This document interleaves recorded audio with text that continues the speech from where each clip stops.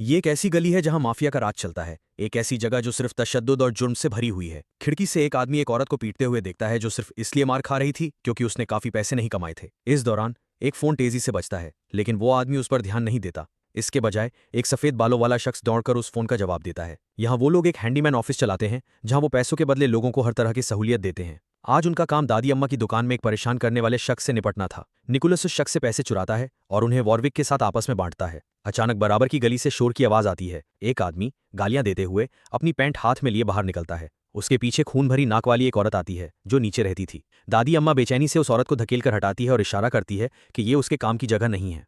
हाल ही में अजनबियों का एक ग्रोह इस गली में अक्सर आता जाता रहता है और यहाँ के कायदे कानून को नहीं मानता। पुलिस स्टेशन के अफसर चैड ने उनके साथ एक मीटिंग का इंतजाम किया। बैरी की क़ियादत में इस नए ग्रोह ने अपनी सरगर्मियों को और बढ़ा दिया था, यहाँ तक कि रेस्ट्रिक्टेड एरिया में भी पैसों का लेन देन शुरू कर दिया था। पुलिस आला अफसरों के दबाव में होने की वजह से कोई एक्शन नहीं ले पा रही थी, इसलिए उन्होंने हैंडीमैन ऑफिस को इस ग्रोह को पूरी तरह खत्म करने का काम दिया, यहाँ तक कि उनकी औरतों को भी, जिस पर वॉरविक को मायूसी हुई। चैड ने उन्हें किसी भी छल या चालाकी से बचने की चेतावनी दी और कहा कि अगर उन्होंने 4 बड़े माफिया खानदान को गुस्सा दिलाया तो वो बिना जाने मारे जा सकते हैं। वो लूट का माल ले सकते थे, लेकिन लाशें उन्हें देनी होंगी। हालांकि सफाई की फीस मामूली थी, लेकिन यह एक बहुत बड़ा कारोबारी मौका था। अफसर कोडी को तभी एहसास हुआ कि निकोलस बहरा है। हालांकि वो सुन नहीं सकता, लेकिन उसकी आंखें बहुत तेज थीं।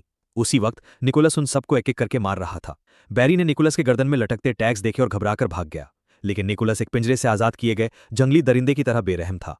उसकी छुरी बंदूक से भी ज्यादा तेज थी। बैरी ने निकोलस को डबल कीमत देने की रिश्वत देने की कोशिश की, लेकिन कोई फायदा नहीं हुआ। इससे पहले कि निकोलस कुछ करता, 3 गोलियों की आवाज आई। वॉरविक ने शिकायत की कि निकोलस ने उसके आने का इंतजार नहीं किया।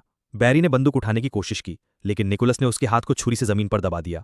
जिंदा रहने की बेइंतहा चाहत में बैरी ने रहम की भीख मांगी। वॉरविक ने उसके कान में सरगोशी की कि वो ऐसे बेवकूफों को मारकर खुश होते हैं जो इस गली के कानून तोड़ते हैं। चैट काम की हवालगी के लिए वक्त पर पहुंचा, लेकिन बैरी की औरत को देखकर हैरान रह गया। वॉरविक ने उसे उनका लूट का माल करार दिया और चैट को याद दिलाया कि उसने खुद कहा था कि वो कुछ भी ले सकते हैं।